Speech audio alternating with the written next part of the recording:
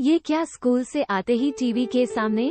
देखो लव कुश को हर चीज में अव्वल हैं। पढ़ाई हो या खेलकूद, सुबह उठकर मंदिर जाना, बड़ों के पैर छूना।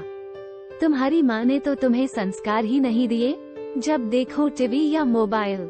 सुमन जी आज ही लौटी थी अपने छोटे बेटे के यहाँ से और आते ही शुरू हो गया उनका छोटी बहू चालीसा। और यह पहली बार नहीं था, हर बार का था। जब भी वे अपने छोटे बेटे के यहाँ से लौटती उनका रवैया कुछ ऐसा ही होता। रहती वो अपने बड़े बेटे के साथ और गुण हमेशा छोटे बेटे के गाती रहती। राखी उनका स्वभाव जानती थी, इसलिए उसने बच्चों को इशारा किया और बच्चे टीवी बंद कर अपने कमरे में चले गए। इतने में डोरबेल बजी। बहू दरवाजा तो खोल जरा, सुमन आई है। रिया मन ही मन सोच रही थी। वैसे ही मांझी लौटी तब से मुंह फुलाए बैठी हैं और अब आंटी आ गई आग में घी डालने। प्रणाम आंटी जी, कैसी हैं आप? दरवाजा खोल रिया ने कहा। बस बेटा ठीक हूँ, कविता से सुना कि सुनंदा आ गई तो मिलने चली आई। हाँ हाँ आंटी आए ना। कैसी हो सुनंदा, क्या बात है इस बार बहुत दिन रह आई अपने छोटे बेटे के यहाँ? मोटी भी हो गई हो लगता है, छोटी बहू ने खूब सेवा की।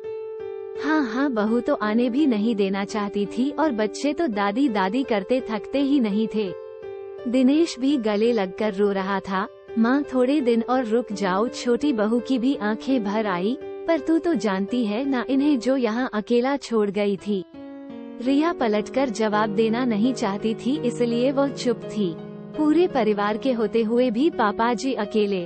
और कैसी रही दिनेश के साले की शादी? सुना है बहुत माल ताल ले आई है बहू, तेरी समधन के तो भाग खुल गए। बहुत धूमधाम से हुई शादी और समधन ने तो मान मनोहार में बिल्कुल कसर ना छोड़ी। दिनेश का साला दुल्हा होते हुए भी दिन में 4 बार बुलाने आ जाता था। वैसे तो दिनेश के मकान के पास ही है छोटी बहू का मायका, पर बेटे की माँ हूँ, बिना बुलाए क्यों जाना? मनोहार तो करानी ही चाहिए ना। सही कहा तूने। वैसे मेरे दिनेश के सास ससुर है भी व्यवहारिक लोग, अच्छे से समझते हैं समाधियों की खातिरदारी कैसे करते हैं। ठीक है सुनंदा, अब आराम कर, सफर से लौटी है, थकान भी तो होगी। हाँ हाँ वैसे तो छोटी बहू बार बार हवाई जहाज के टिकट करवाने की छिद्र कर रही थी, पर मैंने ही मना कर दिया। ठीक है सुनंदा, अब चलती हूँ, कल मिलते हैं। सुमन के जाते ही रमेश जी बाहर आए। उन्होंने देखा बहू की आंखों में आंसू थे, पर उफ तक नहीं की उस बेचारी ने। आज उन्होंने तय कर लिया था कि सुनंदा की अक्ल ठिकाने लानी ही होगी। यह क्या हर बार बहू कुछ बोलती नहीं, इसका मतलब ये थोड़े ही कि उसे बात बेबात ताने देती रहे।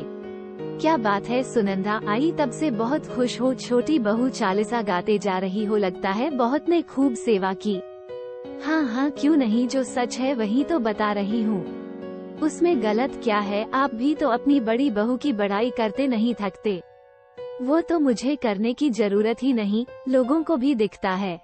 पर तुम क्यों भूल जाती हो जिन समधियों की तारीफ के पुल तुम बांध रही हो? ना लगता है भूल गई वे दिन जब उन्होंने हम पर दहेज प्रताड़ना का झूठा आरोप लगाया था, और जिस छोटी बहू और बेटे के नाम की माला जप रही हो, ना जायदाद के लालच में आकर हमें घर से निकाल दिया था।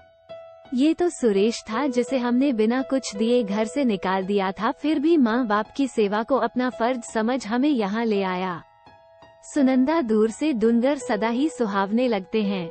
छोटा बेटा समझ तुमने माफ कर दिया, अच्छी बात है, पर कम से कम जो बुढ़ापे का सहारा है उन्हें तो मत धिक्कारो। रिया की सेवा का गुणगान ना भी करो, उसे कोई फर्क पड़ता, क्योंकि हमें वह अपने माता पिता समान मानती है और हमारी सेवा वह अपना धर्म। पर उसके संस्कारों पर तो उंगली मत उठाओ, यह उसके संस्कार ही हैं जो इतने ताने सुनने के बाद भी चुप है। सुनंदा को अपनी गलती का एहसास हुआ और उन्होंने अपनी बहू को गले से लगा लिया। रिया को भी आज उसकी सेवा का फल मिल गया। पापाजी के दिल में अपने लिए इतना सम्मान देख उसकी आंखें भर आईं।